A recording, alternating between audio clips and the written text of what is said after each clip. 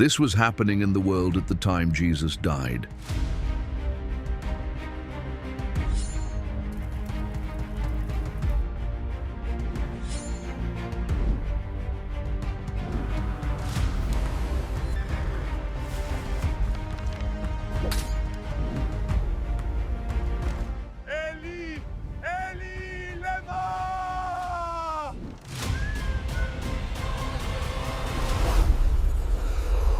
While Jesus hung dying on a cross outside Jerusalem's walls, Rome controlled the entire Mediterranean world. But Rome was in crisis. The empire's economy was collapsing. Banks were failing across every province. Senators were losing their fortunes overnight. And on a distant island, the most powerful man on the planet was hiding from his own government, paranoid and terrified. Believe it or not, you know him well. Emperor Tiberius, ruler of the known world, had abandoned Rome entirely. He hadn't set foot in the capital for years. He governed from the island of Capri, surrounded by spies and informants, executing anyone he suspected of treason. His most trusted advisor, Sejanus, had just been arrested and strangled to death for plotting against him. Now Tiberius trusted no one. His own family members were dying in prison cells. The man who ruled 50 million people couldn't sleep at night. In the east, the mighty Parthian Empire, Rome's only rival superpower, was tearing itself apart through civil war. King Artabanus II had been driven from his throne by his own nobles. They called him a tyrant. They said his mother was a common woman, so they crowned a rival king and sent Artabanus fleeing for his life. But Artabanus didn't give up. He fled east to the steppes of Hyrcania, to the wild lands beyond the empire's borders, where he gathered an army of Scythian warriors, fierce nomadic horsemen who fought for gold and glory. Now he was marching back to reclaim his throne, ready to drench Persia in blood. The empire that stretched from Mesopotamia to India was bleeding from within. On the other side of the world, in China, Emperor Guangwu was waging war against regional warlords, desperately trying to reunify a shattered nation after years of civil conflict. Ancient records would later note that on this very day, darkness covered the land, and the emperor observed unusual signs in the heavens. And in the jungles of Central America, unknown to the rest of the world, great Maya cities were mysteriously being abandoned. Massive pyramids that rivaled Egypt in scale were being left to the jungle. An entire civilization was collapsing, and no one knows why. Empires rising, empires falling, economic collapse, political chaos, kings fleeing for their lives. And in the middle of all of it, outside a minor city in a small corner of the Roman Empire, a Jewish carpenter was being executed by crucifixion.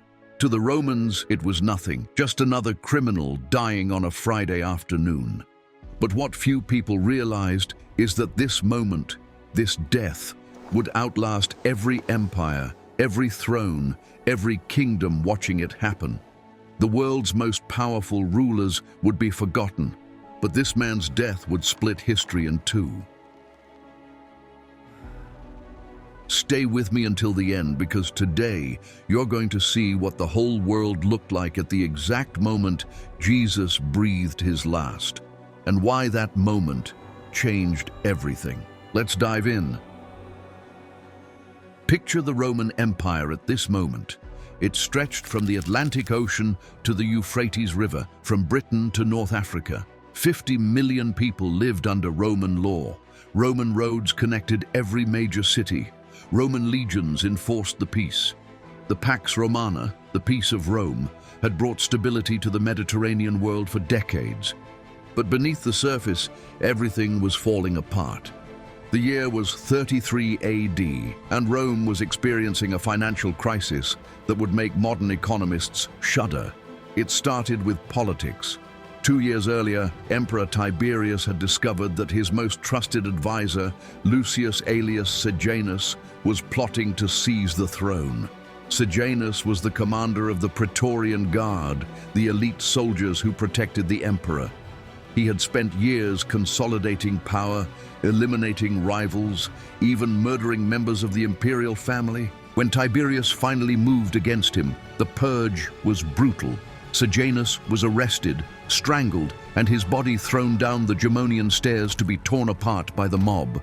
But Tiberius didn't stop there. Anyone connected to Sejanus was hunted down. Their property was seized. Their families were executed.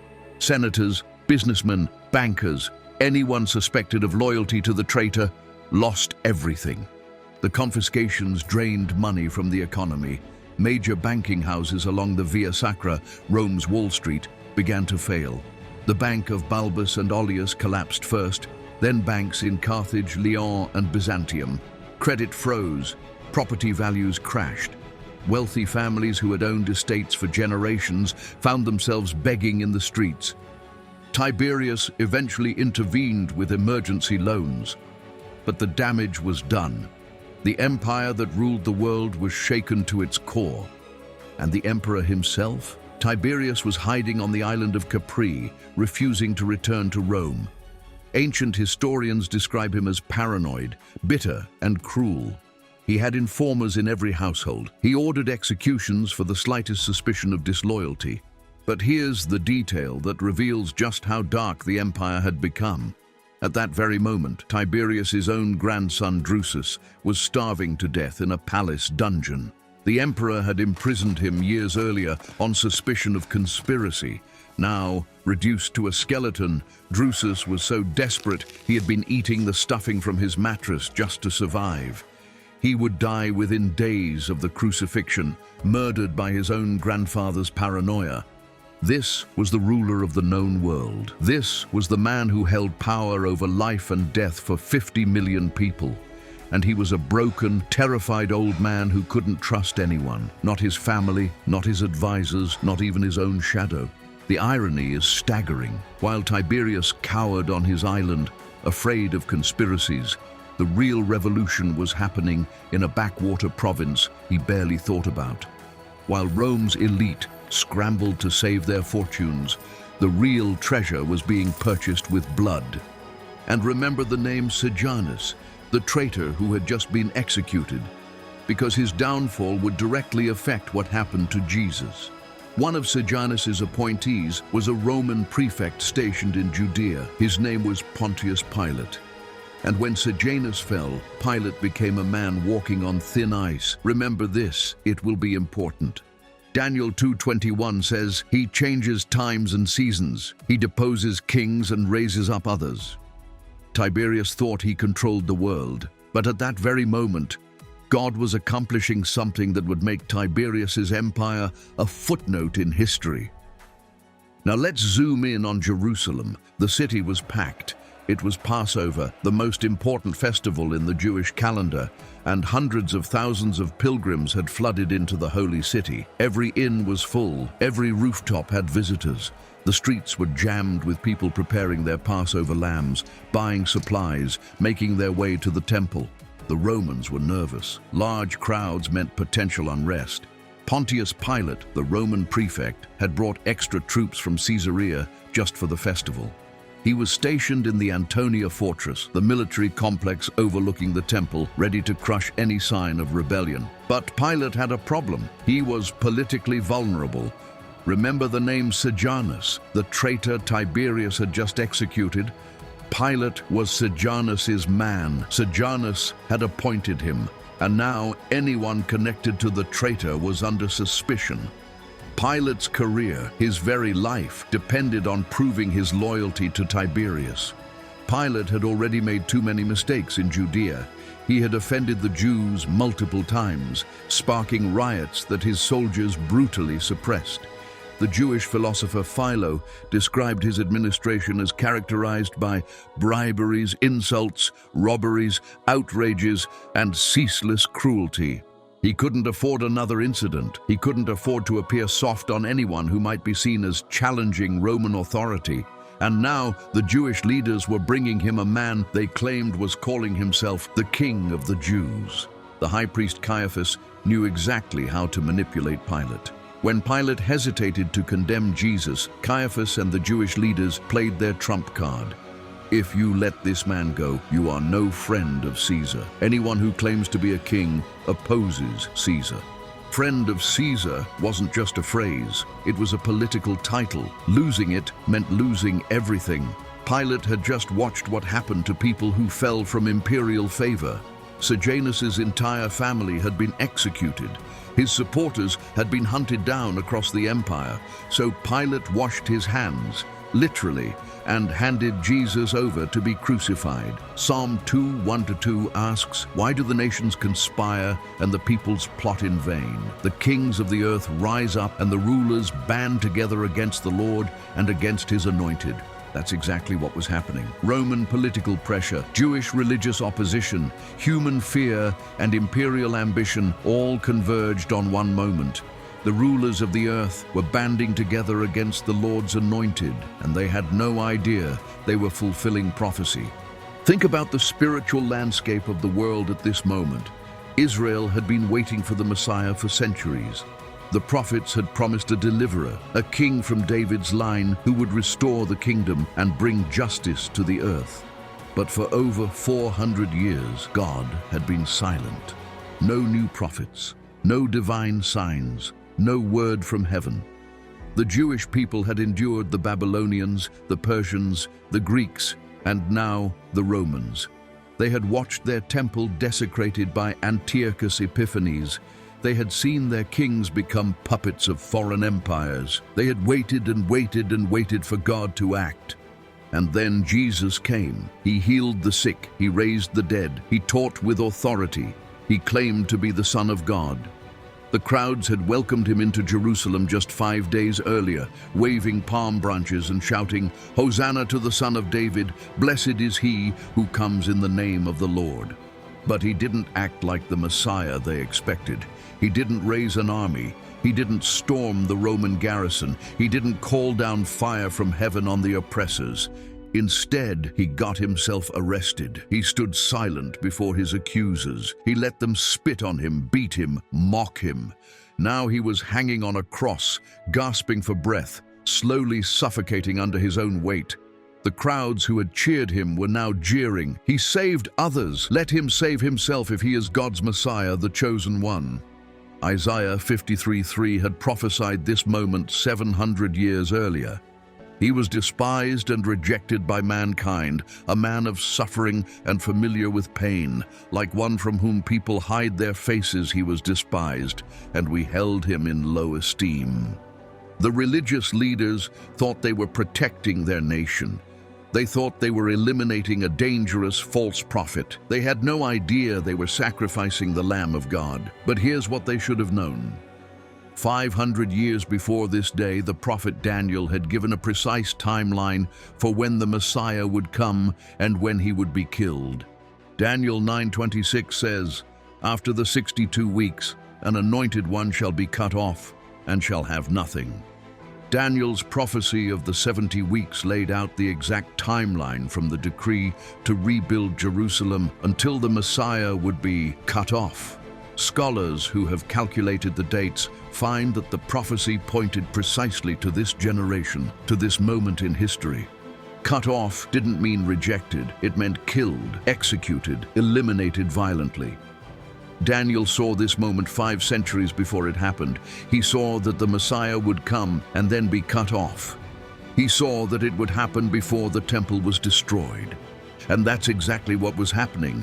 The Anointed One was being cut off, not because God's plan had failed, because God's plan required it. The Messiah wasn't supposed to conquer Rome. He was supposed to conquer death. He wasn't supposed to overthrow Caesar. He was supposed to overthrow sin itself. The cross wasn't a defeat. It was the strategy. But here's what no one standing at that cross understood. And what I'm about to show you will change how you see everything that happened next. Now let's look at what actually happened on Golgotha. Jesus had been awake for over 24 hours. He had been arrested in the middle of the night. He had been tried by the Sanhedrin, beaten by the temple guards, sent to Pilate, sent to Herod, sent back to Pilate. He had been scourged, whipped with a Roman flagellum, a leather whip embedded with bone and metal that ripped the flesh from his back. The soldiers had mocked him, pressing a crown of thorns into his scalp, draping a purple robe over his shredded back, bowing before him in mockery. "Hail, King of the Jews!" They struck him in the face. They spit on him. They tore off the robe, reopening every wound. Then they forced him to carry his own crossbeam through the streets of Jerusalem, out through the city gates, up the hill to Golgotha, the place of the skull. When he collapsed under the weight, they conscripted a man from the crowd, Simon of Cyrene, to carry it for him. At the top of the hill, they threw him down on the wooden beam and drove iron spikes through his wrists and feet. Then they lifted the cross and dropped it into its hole. Jesus hung there, suspended between heaven and earth, every breath a struggle against gravity and agony. Crucifixion was designed to be the most painful, most humiliating death imaginable. It was reserved for slaves and rebels, people Rome wanted to make an example of. Victims could hang for days, slowly suffocating, unable to push themselves up to breathe. Birds would begin eating their flesh while they were still alive. This was happening to the Son of God, the one through whom all things were made, the one who held the universe together by the word of his power. He was dying in public shame, naked and bloody, gasping for air. At noon, something happened that stopped everyone in their tracks. Darkness fell over the land, not a cloud passing over the sun, not an ordinary storm, complete darkness in the middle of the day that lasted for 3 hours. This wasn't a solar eclipse. Passover always fell during a full moon, and solar eclipses only happened during a new moon. This was something else, something supernatural, something that made even hardened Roman soldiers look up in fear. And in that darkness, Jesus spoke words that still echo through eternity. First, as the soldiers drove the nails through his wrists, he prayed, "Father, forgive them, for they do not know what they are doing." Luke 23:34. The man being murdered was asking God to forgive his murderers. That's not human nature, that's divine love. Then, near the end, in the deepest moment of the darkness, Jesus cried out with a loud voice, "Eli, Eli, lema sabachthani," which means, my God, why have you forsaken me?" Matthew 27:46. This is the moment that changed everything. For the first and only time in all eternity, the Father turned his face away from the Son. Not because Jesus had sinned, but because he was carrying yours. Every lie you've ever told, every person you've ever hurt, every secret you've tried to bury, it was all placed on him. And in that moment, he experienced something he had never known, separation from his Father.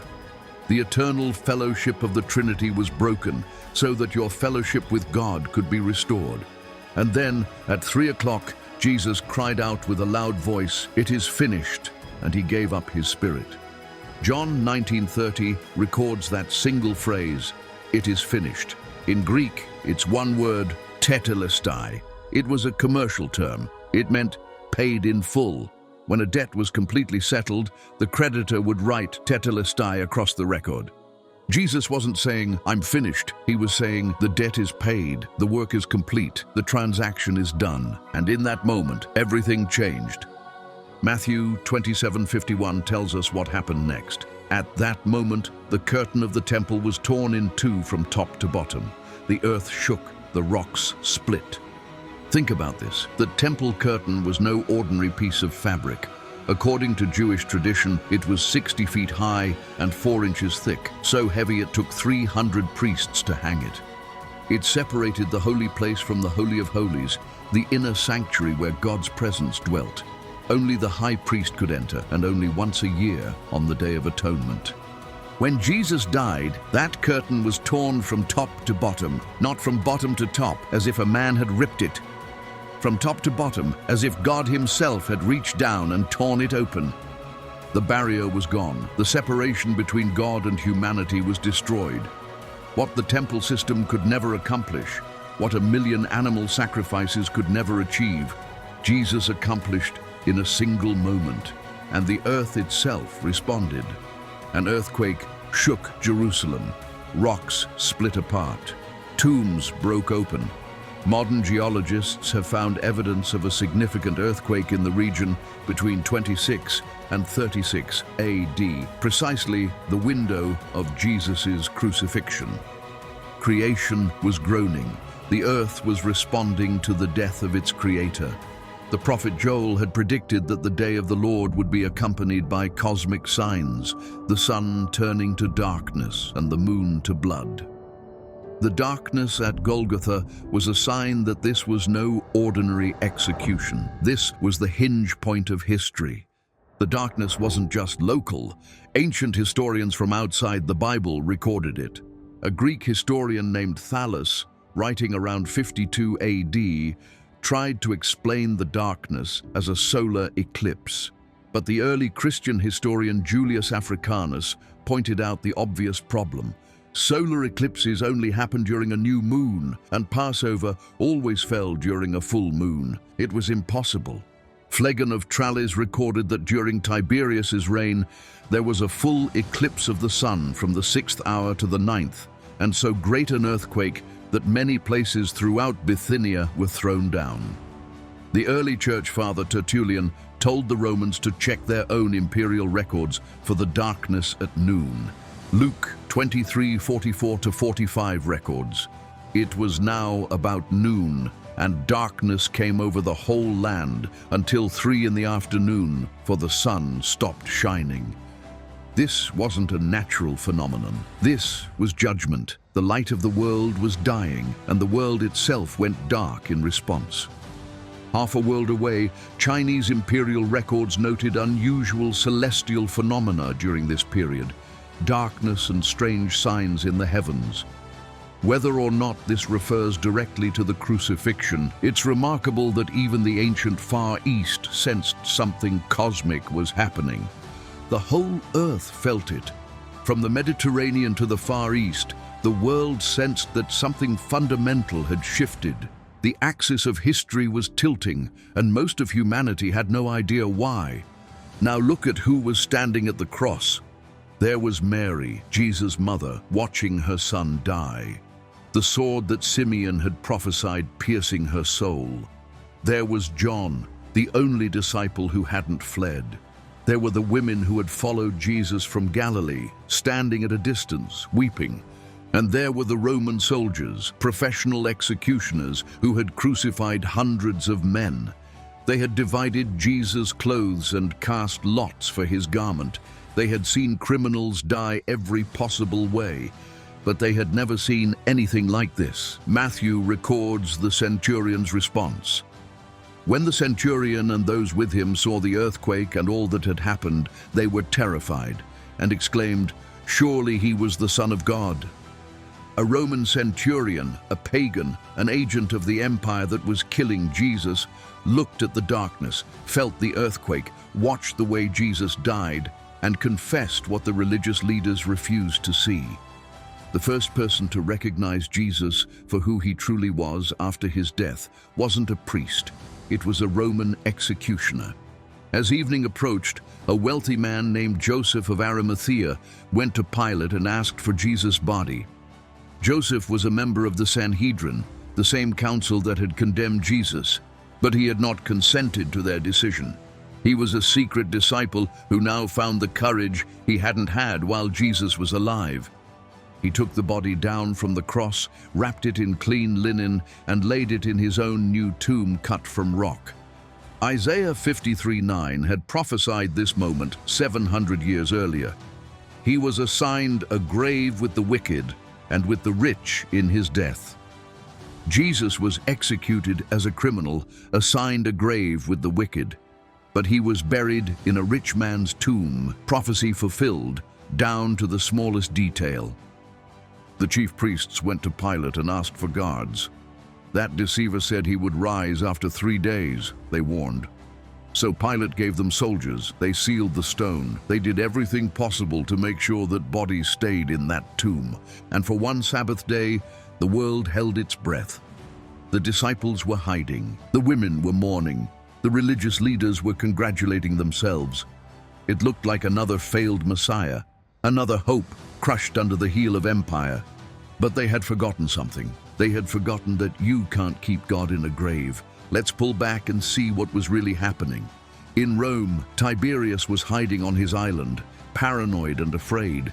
He would die 4 years later, smothered by his own guards. In Parthia, Artabanus was fighting for a throne that would ultimately mean nothing.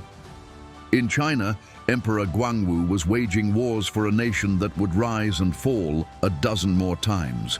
In Mesoamerica, the Maya were abandoning their cities for reasons still unknown. Empires rising, empires falling, kings fighting for power that would turn to dust. And in a borrowed tomb outside Jerusalem, something was happening that none of them could see. The real power was being transferred. The real victory was being won. Colossians 2:15 says, "And having disarmed the powers and authorities, he made a public spectacle of them, triumphing over them by the cross." The cross looked like defeat. It looked like the end. It looked like Rome had won, like the religious establishment had won, like death itself had won. But on that cross, Jesus was disarming every power and authority. He was stripping sin of its guilt. He was breaking death's hold on humanity. He was making a public spectacle of the enemy, not by conquering with armies, but by dying as a sacrifice. Every empire on earth was watching their own rise and fall, but heaven was watching the only victory that would last forever. The world on that Friday afternoon had no idea what had just happened. Tiberius didn't know that his empire would eventually bow to the name of the man his prefect had just executed. The Jewish leaders didn't know that their temple would be destroyed within 40 years, just as Jesus had predicted.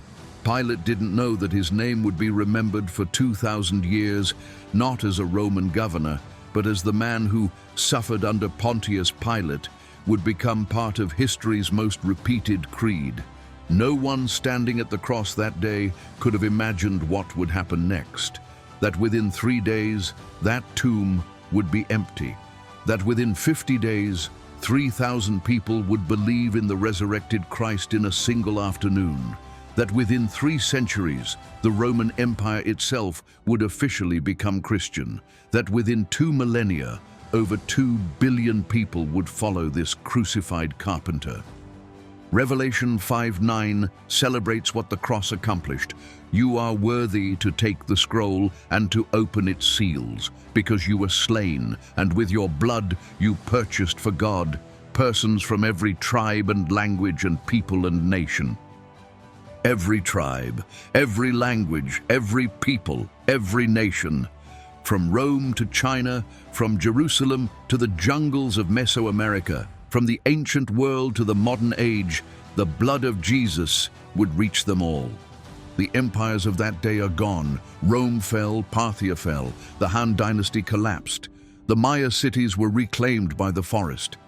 But the kingdom established by that crucified king, it's still growing, it's still expanding, it's still changing lives, and it will never end. So here's the question for you today. When you look at the chaos of the world right now, the political turmoil, the economic uncertainty, the wars and rumors of wars, do you see it the way the people of 33 AD saw their world? Do you see only the empires and the headlines and the fear? Or do you see what God is actually doing? The people watching the crucifixion thought they were watching a tragedy. They were actually watching the greatest victory in history. They thought Jesus was losing. He was actually winning everything. Empires will rise and fall. Stock markets will crash and recover. Presidents and kings will come and go. But the work that Jesus finished on that cross, it stands forever. The debt he paid, it's paid in full. The victory he won, it cannot be reversed. The same Jesus who hung on that cross is coming back. And when he does, every knee will bow and every tongue will confess that he is Lord, to the glory of God the Father. Where do you stand? 2,000 years ago, people watched the cross and saw defeat. They saw a dead body taken down and placed in a tomb. They saw soldiers seal the stone. They saw the end. But it wasn't the end. It was the beginning.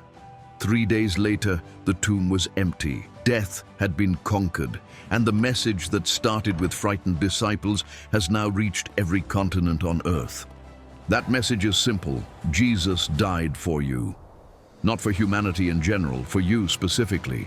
Your sins were on that cross, your debt was paid in full, and if you will trust him, if you will believe that he died for you and rose again, everything changes. The same offer that was made to that Roman centurion standing at the foot of the cross is being made to you right now. You can look at Jesus and say, surely this was the Son of God. You can receive what he purchased for you. The barrier is torn, the way is open. Will you walk through? If this video helped you understand what was really happening when Jesus died, hit that like button and subscribe to The Biblical Revealed. I make videos like this every week to help you see how God's Word connects to history, prophecy, and your life today. Drop a comment below and tell me what part of this story impacted you the most. What do you think about when you see the chaos in our world today? Thanks for watching. I'll see you in the next one. Blessings.